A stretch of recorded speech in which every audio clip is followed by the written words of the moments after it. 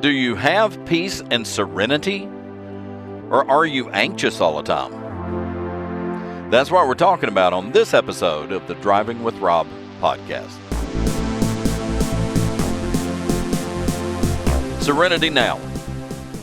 That's a line that I actually took from a Seinfeld episode. If you're familiar with the episode, George Costanza's father, Frank Costanza, whenever he would feel himself getting angry or getting stressed, he would say, "Serenity now!" Well, the running joke through the whole episode, why do you keep yelling "Serenity now"? And he said that was a coping mechanism that his therapist recommended. And George said, "Are you supposed to scream it?" Peace and serenity. We all want it, but so few of us have it. And the reason we don't have peace and serenity is because of anxiety. And everybody has anxiety to one degree or another. We all worry about things we shouldn't worry about. We're all anxious about things we shouldn't be anxious about. And a coping mechanism that I use, rather than screaming "Serenity now," is something my dad taught me a long time ago. Is there anything you can do about it? And for me, that was a powerful statement. Is there anything you can do about it? Because really where the stress and anxiety comes in is in thinking, how am I going to deal with this situation? How am I going to deal with this problem? Is there anything you can do about it? Well, if there is something you can do about it, that tends to add to the anxiety and stress. I can do something about it. It is possible. But am I going to be able to do it? It's doable. Other people could probably do it. I'm just not sure I can do it. And that's the stress and anxiety. And I'll give you an example of what I'm talking about. I used to have this job in Charlotte. And anybody who has ever driven in Charlotte or any major city, all the morning radio shows, all the morning TV shows, give you a traffic report. Here is where the holdups are. Here is where the traffic congestion is the worst. Well, I have a tendency to be late. Pretty much everywhere I go, I show up late. I don't know why I do it. I have a theory about why I'm late all the time. But that's a topic for another podcast. But anyway, I have a tendency to be late.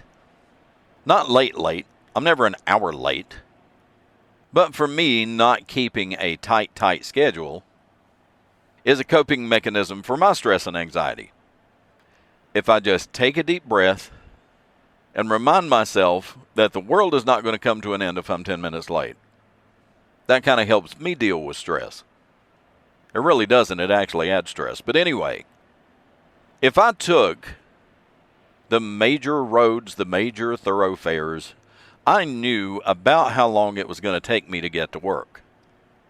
And I rarely gave myself enough time to cope with the unexpected traffic delays that inevitably are going to happen in Charlotte.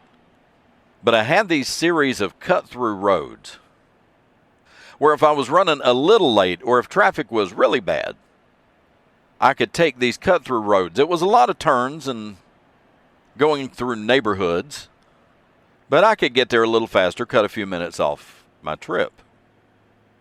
The drawback to my shortcut, one of the roads that I had to get on had a train track.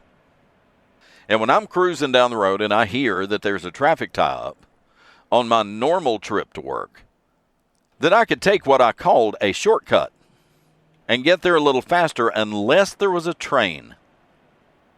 I'm all stressed out, driving like a maniac, trying to take the shortcut. Driving through these neighborhoods faster than anybody should ever drive through a neighborhood. And I could still make it on time. But if the cross arms were down and the train was coming, then there was no way I was going to make it. Because Charlotte, among other things, was a major railway hub.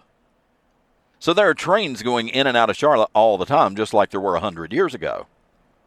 But if I'm taking my shortcut to try to shave some time off my trip, or to try to get around a fairly major traffic tie-up, I could make it on time through the shortcut unless there was a train. Well, oddly enough, no matter how stressed out I was, once I saw the cross arms down and a train coming by, I would get this odd sense of serenity and peace.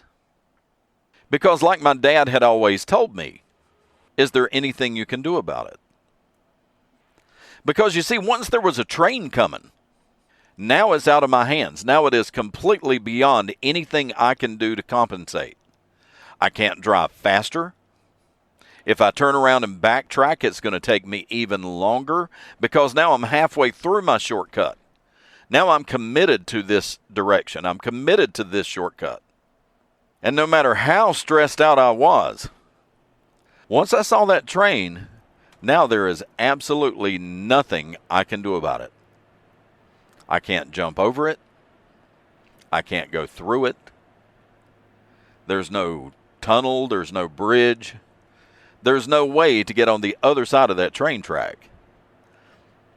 And it gave me an odd sense of peace once I knew it was completely out of my hands. Because you see, a lot of times, the stress and anxiety doesn't really come from a hopelessness. It comes from a feeling of, it can be done, but can I do it? And a lot of times that's how we put unnecessary, undue stress on ourselves, is the thought that everybody is counting on me to get this done. And if I can't do it, I failed. And I fail not only myself, I fail the other people who are depending on me. And that adds to your stress and anxiety. And I got to thinking about this today because, as I have mentioned before, I am an electrician and I'm on my way to a job right now. Well, today's job is not some overwhelming thing that I'm not 100% sure if I can do it or not. This is a fairly easy job. There's a lady who wants all of her receptacles and switches replaced because she doesn't like the color. It happens. People do it. But see, this is just replacing what's already there. I don't have to install a switch in a place where there's never been a switch. I don't have to install an outlet in a place where there's never been an outlet. I know I'm not going to have to go in a crawl space and pull wire. I know I'm not going to have to climb through an attic. This is a fairly easy, straightforward, take the old one out, put a new one in. So today I don't have any anxiety. I know I can do it because this is not an odd, unusual situation. I'm just taking out old switches and putting in new switches. So there's a certain level of serenity in knowing that I don't have to figure it out. I don't have to wonder if I'm going to be capable of doing it. This is a very, very easy job. It's a little tedious and a little time consuming, but it's not hard to figure out. I'm not worried about whether or not I can do it. So I don't have any anxiety about it. But if there's a lesson to take away from this whole Serenity Now episode, your stress and anxiety is coming from your insecurity and fear of failure and wondering if you can do it or not. And just like my example of the train track, is there anything you can do about it? Because once you realize that it's completely hopeless and that there is literally nothing you can do, then you can stop worrying about it and have Serenity Now. And that's the podcast for today. I appreciate you listening. I appreciate you downloading. Leave me a comment. Click on subscribe. Click on follow. And you'll never miss an episode. Thanks for listening. I'll talk to you next time. Bye now.